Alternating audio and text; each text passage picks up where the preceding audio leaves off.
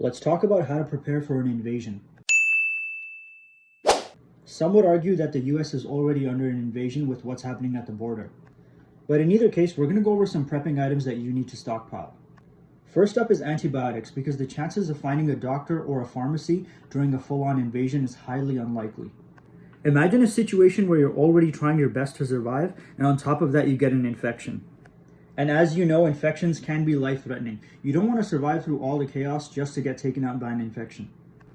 Every time I talk about stocking up on antibiotics, there's always people in the comments telling me that you can't stock up on antibiotics without a specific prescription.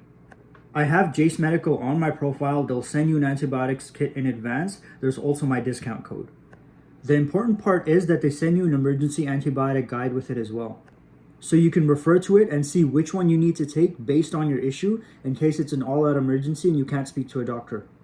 You also need to stock up on your prescription meds if you take them. Stockpile an emergency supply of it in advance. If possible, try to get a 6-month supply.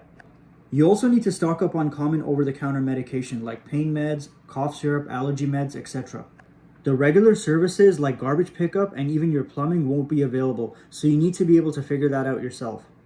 Staying clean will be the difference between you and your family staying healthy or getting sick. You need garbage bags and disposable gloves for trash and waste. You're going to be doing a lot of burying. You also need bleach, Lysol sprays, and wipes. You also need to keep yourself clean, so get as many bars of soap as you possibly can. I like to buy the cheapest ones that I can find, and it's usually those ivory soap bars. Get extra toothbrushes and toothpaste. To me, it feels good when I look at my storage and I have all these basic supplies stacked up. Get a good quality first aid kit. A lot of the stuff you see on the market is just for the sake of selling you something cheap so you can feel good and feel like you're prepared. Get a proper first aid kit that's actually going to work and is capable of dealing with serious injuries. Also get a tourniquet. It's an essential item for any combat scenario. Make sure you get the real thing that's certified, like the ones from North American Rescue. The cheap $13 ones will not work. Also look at getting quick clot combat gauze. I recommend you learn first aid in person, or at the very least watch online videos and practice at home. Stock up on as much food and water as you possibly can. Try to aim for a stockpile that'll last you about 6 months. I have entire videos on what foods you should stockpile, so go and check them out. Basic stuff like canned foods and dry foods like pasta and oats are a good start. Imagine running out of food and having to go around your neighborhood to ask for some just so you can feed your family. If you're growing your own vegetables, then you're at an advantage over everyone else because food supplies do eventually run out and you need something to supplement that. You need water. 180 gallons of water per person is a good amount. Because it's not just for drinking, you'll need it to clean yourself and doing things like dishes as well. Look at setting up ways to collect rainwater using things like tarps, buckets, or large barrels. You can avoid having to do dishes and waste water if you have lots of disposable cups, plates, and spoons. Make sure to have a few good water filters for when your water supply runs out. For power, you should try and get a solar generator because the gas generators, your fuel supply will eventually run out. A solar generator is a good long-term solution.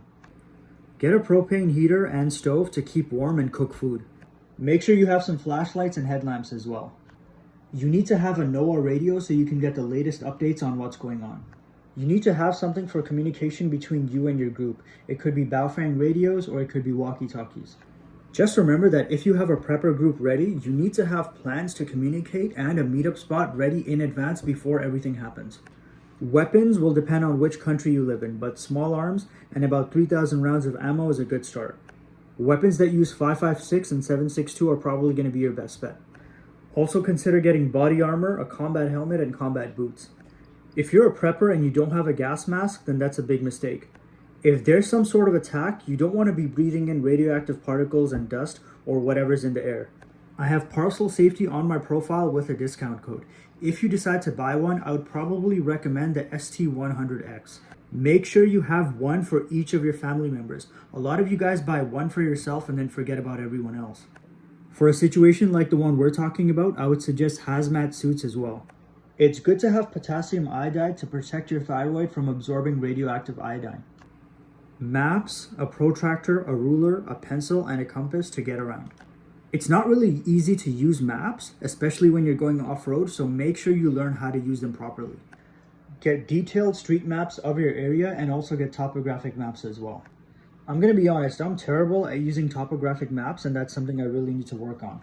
Store some extra fuel for your vehicle, but make sure to follow your local laws on how to store fuel and do it safely, but also make sure to add fuel stabilizers to extend its shelf life. Have some gold and silver on hand in case an opportunity comes up where you can trade for something that you really need. Gold for higher value stuff and silver for cheaper items. I also recommend stocking up on books for entertainment and also books on survival and first aid. That's all I have for today. Thanks for watching. Make sure to like and subscribe.